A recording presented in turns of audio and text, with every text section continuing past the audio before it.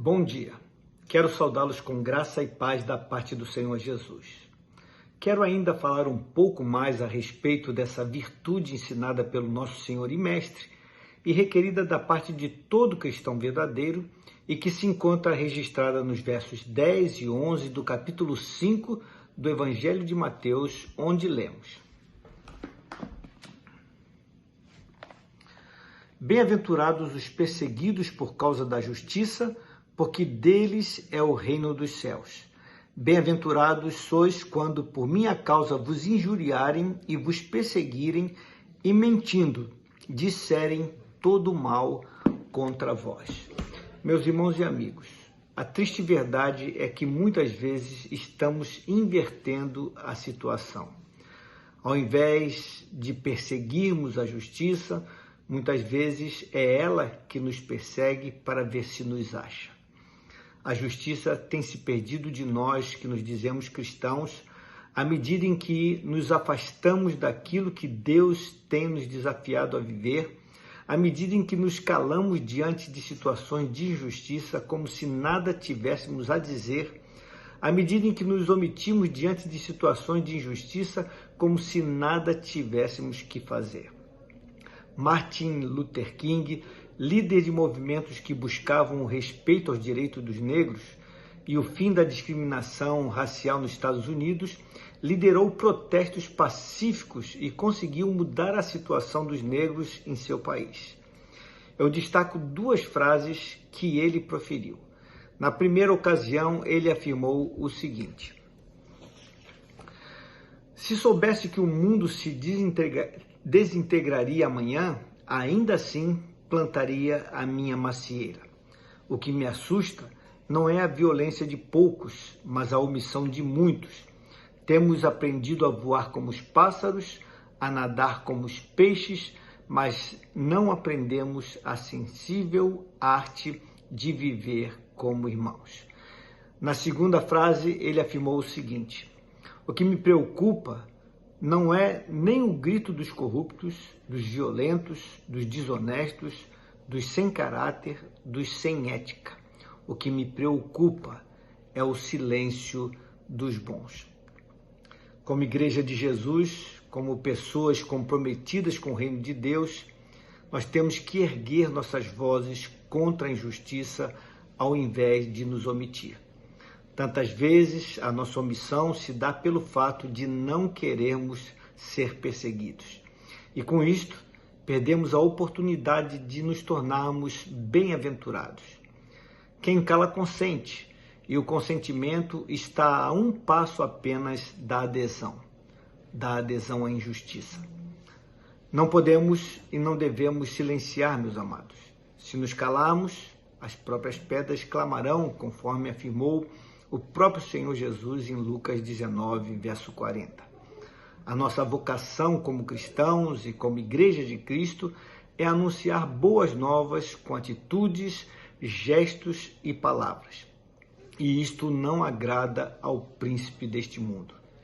Já nos primórdios da Igreja, Satanás mostrava-se cheio de ódio contra Cristo e contra os cristãos e incitou as instituições religiosas e civis para se moverem contra Jesus e contra aqueles que a ele se filiaram.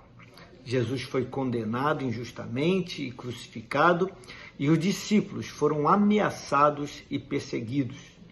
A ideia era calar a boca de todos.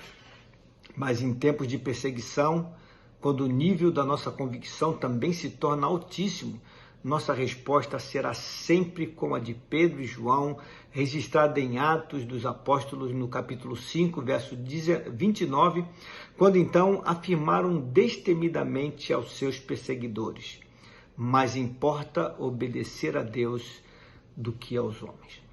Jesus seguiu afirmando no verso 12 do capítulo 5 de Mateus, logo após proferir esta última bem-aventurança, o seguinte: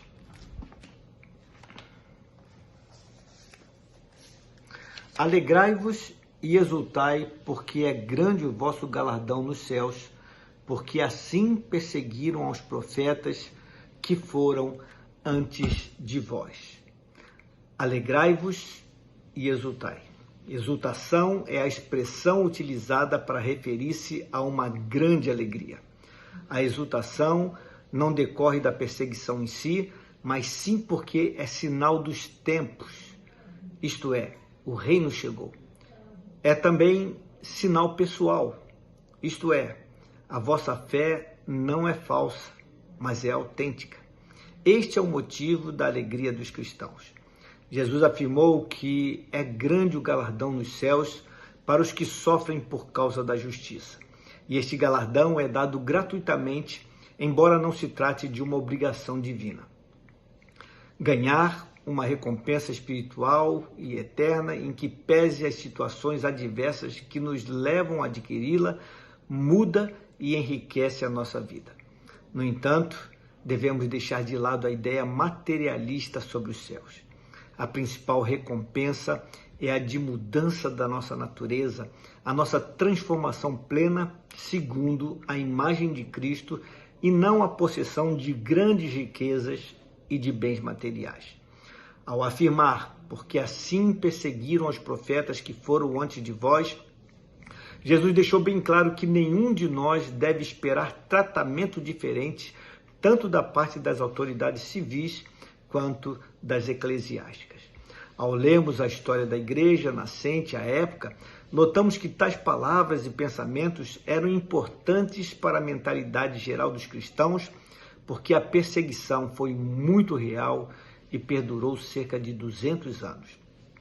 Quase não houve família que não tivesse algum mártir e quase todos foram atingidos pela perseguição.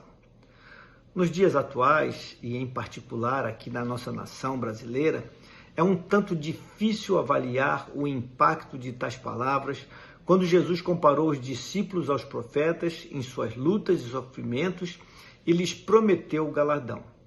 Mas fato é que o cristão verdadeiro corre, sim, o risco de sofrer perseguições, injúrias e calúnias por causa de Cristo e da prática da verdade. Na segunda carta que escreveu ao jovem Timóteo, o apóstolo Paulo o alertou para o fato de que nos últimos dias sobrevirão tempos difíceis. Eu não sei quanto a você, mas creio eu que estamos começando a viver esses últimos dias. E a pergunta que eu faço é a seguinte: você está pronto para este enfrentamento? Pense nisto. Vamos orar? Pai amado, Deus bendito, o Senhor declarou que bem-aventurados são aqueles que são perseguidos, que sofrem injúrias, calúnias, são objeto da mentira e da perseguição ostensiva daqueles que se opõem à verdade do Senhor, daqueles que se opõem à justiça, ao reino dos céus. O Senhor nos chamou para sermos proclamadores do reino, ainda que isso nos custe perseguição, nos custe a liberdade, nos custe um preço altíssimo, Senhor Deus. O Senhor nos chamou a nos movermos, Senhor Deus, contra o império das trevas, proclamando as verdades do reino e buscando assim a justiça que vem do Senhor. Ajuda-nos, Senhor Deus, a não capitularmos, a não nos amedrontarmos, a não nos acovardarmos, a não nos intimidarmos diante, Senhor Deus, daqueles que porventura podem vir a perseguir-nos, mas que possamos proclamar a nossa fé verdadeiramente para o louvor da Tua glória, levantando, Senhor Deus, não um pedaço de paus, não armas, não vozes de ativistas, mas as vozes que proclamam a verdade do Evangelho do Senhor. É a oração que fazemos a Ti, no nome precioso do nosso amado Senhor e Salvador Jesus Cristo. Amém. Meus queridos, tenham um abençoado final de semana. Fiquem na paz do Senhor. Deus os abençoe.